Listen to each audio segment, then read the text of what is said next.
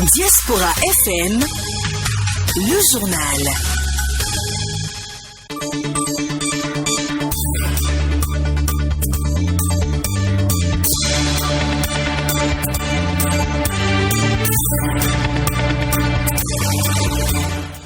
Madame, Monsieur, bonjour et bienvenue dans cette session de l'information. Au sommaire de ce journal, les meilleurs acteurs de la préservation de la couche d'ozone ont été récompensés hier. C'était à l'occasion de la célébration de la journée de la couche d'ozone. Le ministre de la Santé était face à la presse hier après-midi. Objectif, éclairer l'opinion publique sur le réseau de faux carnets de vaccination anti-Covid démantelés. Et puis le sommet extraordinaire de la CEDEAO a pris fin dans la soirée d'hier avec une série de mesures contre la Guinée. Merci de nous préférer pour vous informer. Clémence Tonocoin. L'affaire trafic de carnets de vaccination anti-Covid était hier au cœur d'un point de presse donné par le ministre de la Santé. En effet, certains agents de santé abusent des populations en leur vendant des carnets sans que le vaccin ne leur soit administré. Un des réseaux a été démantelé selon les explications du ministre. Suivons ici un extrait de sa déclaration au micro de Frédéric Espoir Roumambo. C'est avec amertume, mais aussi détermination que je m'adresse à vous ce soir pour vous dire qu'en dépit des nombreux efforts du gouvernement pour faciliter l'accès à la vaccination qui, je le rappelle, est totalement gratuite, des compatriotes ont fait le choix de se livrer à un trafic de carnets de vaccination. Le plus affligeant est qu'ils le font en parfaite intelligence avec certains agents de santé. Ces agents, sans foi ni loi, par divers subterfuges, abusent la population en se présentant comme solution pour l'obtention du pass vaccinal contre paiement de fortes sommes d'argent sans l'effectivité de la vaccination. Des opérations sont en cours avec le concours de la police et de la justice pour démanteler et mettre hors d'état de nuire ces criminels. Je saisis cette occasion pour rappeler que les auteurs de ces agissements regrettables s'exposent à des sanctions aussi bien pénales que disciplinaires. La loi 2020-37 du 3 février 2020 portant protection de la santé des personnes en République du Bénin et d'autres textes de loi en vigueur dans notre pays prévoient pour ces infractions des peines d'emprisonnement et d'amende très lourdes.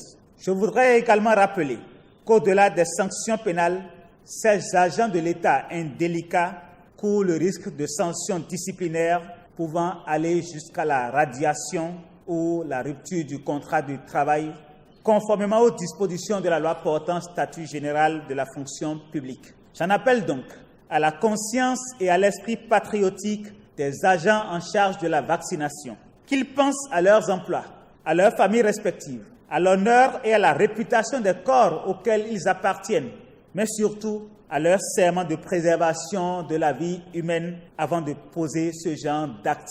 Je voudrais insister sur les dispositions de la loi portant lutte contre la corruption et les infractions connexes qui disposent qu'est puni d'un emprisonnement de 5 à 10 ans quiconque aura offert un avantage à un agent public pour bénéficier des services illégaux de la part de l'agent. Par conséquent, tous les bénéficiaires de faux carnets seront poursuivis conformément à cette loi. Nous serons sans état d'âme dans la répression de ces actes qui, à la limite, sont criminels.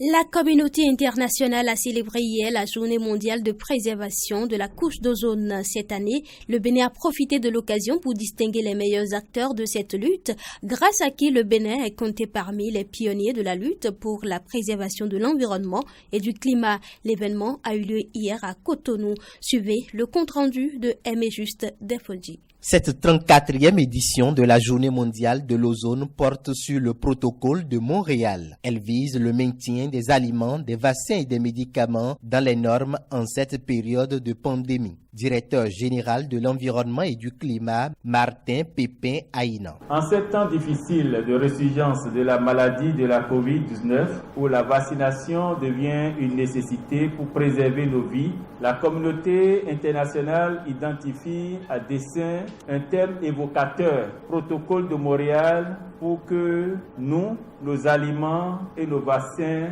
restions au frais.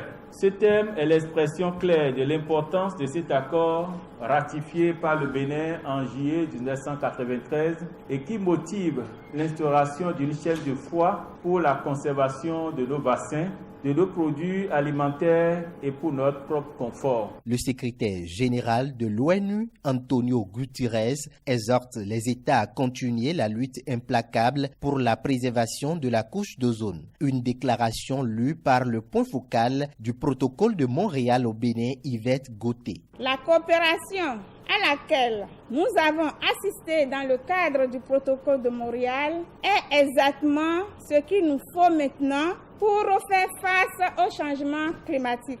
Une menace qui pèse avec la même gravité sur l'existence même de nos sociétés. Le ministère du Cadre de vie et du développement durable mettra tout en œuvre pour que le Bénin reste dans le Conseil des Nations pionniers de la préservation de la couche d'ozone. C'est ce qu'a tenu à préciser le secrétaire général du ministère du Cadre de vie et du développement durable, Constant Godjo. Sur la question, le Bénin est cité en exemple. Sur les questions de sa gouvernance environnementale, il nous revient de conserver cet acquis encourageant, motivé par les efforts du gouvernement de la rupture.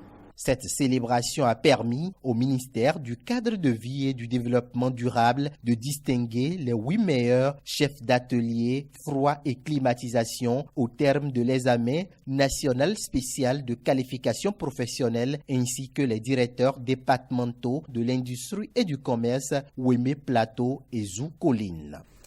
Le ministère de l'Agriculture, de l'Élevage et de la Pêche, à travers la direction de l'élevage, a organisé hier à Cotonou un atelier de validation du plan d'action intégré de la gestion de la grippe aviaire. Il a reçu l'appui technique et financier du projet régional d'amélioration des systèmes de surveillance des maladies REDIS. Compte rendu Aristide Setti. Le gouvernement béninois s'attelle à détecter et à prendre en charge dans un bref délai toute présence de la grippe aviaire sur son territoire.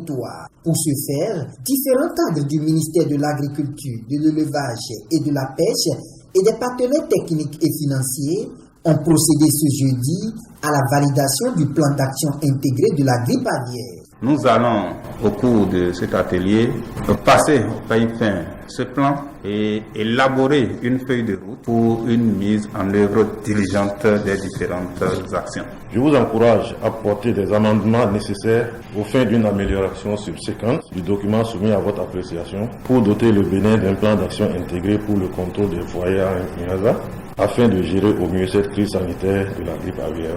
Le projet régional pour le renforcement des systèmes de surveillance des maladies REDIS s'est engagé dans cette lutte avec le ministère de l'Agriculture, de l'Élevage et de la Pêche grâce à l'appui de la Banque mondiale. C'était avec grand plaisir que le projet a accepté de répondre à cette préoccupation qui était d'assister la direction de l'élevage dans cette riposte à la résurgence de la grippe aviaire au Bénin.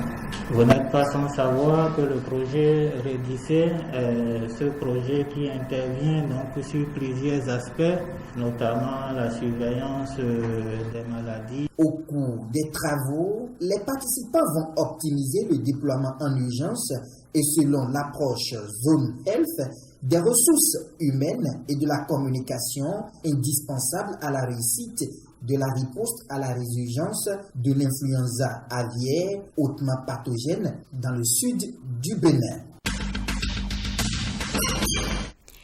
Ce journal se poursuit. 4 communes du Mono sont inondées en cette veille de la reprise des classes. Hier, le préfet et les directeurs départementaux ont réfléchi sur comment effectuer la rentrée scolaire en pleine inondation. C'était à l'occasion de la 9e conférence administrative départementale tenue à Lokossa. Le point avec Jonas Bouchi. Les signaux sont au rouge dans les communes d'Atiémé et Grand Popo où plusieurs localités sont inondées suite au lâcher d'eau du barrage de Nagbeto. Tout comme des villages et des champs, des écoles et collèges baignent dans les eaux, tandis que les informations venant toujours du barrage de Nagbeto ne présagent pas une fin imminente de la situation, selon le préfet du Mono. Nous subissons des inondations dans presque toutes les 6 communes du département et les communes les plus touchées restent les communes d'Atiémé et de Grand Popo.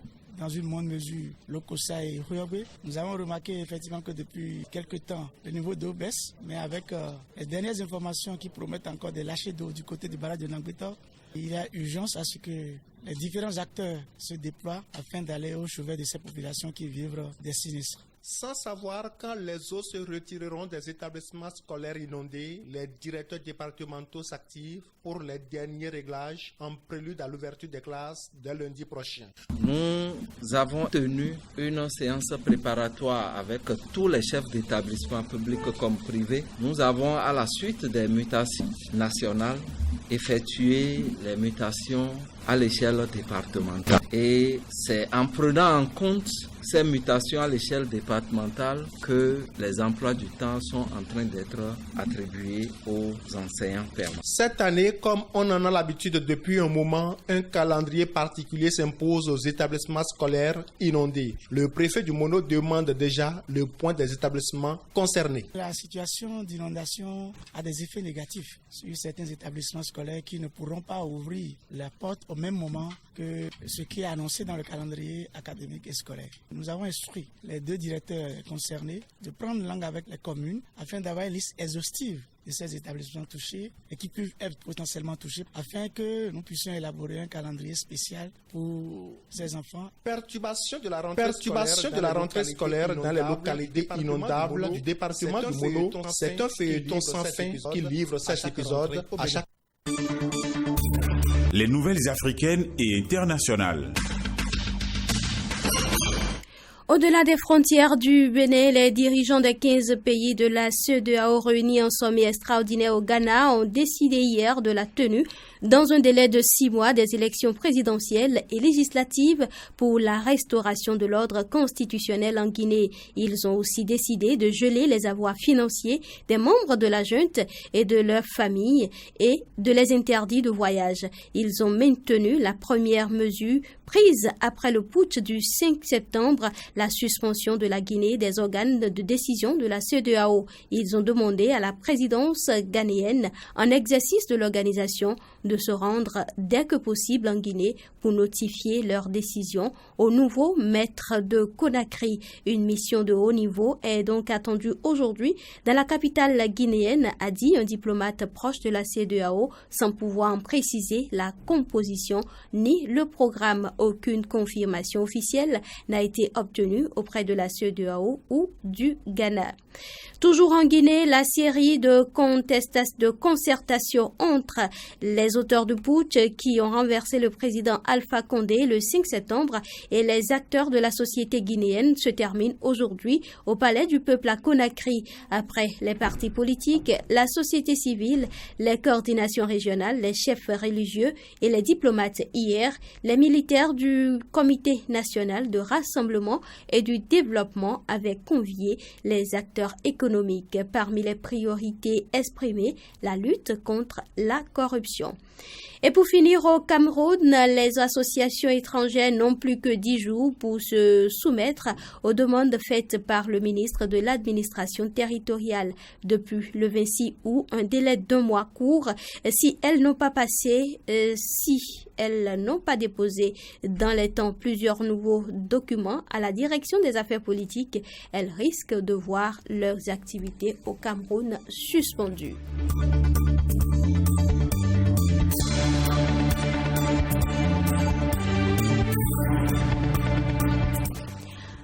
C'est la fin de cette édition du journal. Merci de l'avoir suivi. Mise en onde, Marc Fabrel Doingbe, chef d'édition Albéric de Chamou, présentation Clémence Tounoucoin. On se retrouve tout à l'heure pour votre émission Réagissons à l'actualité.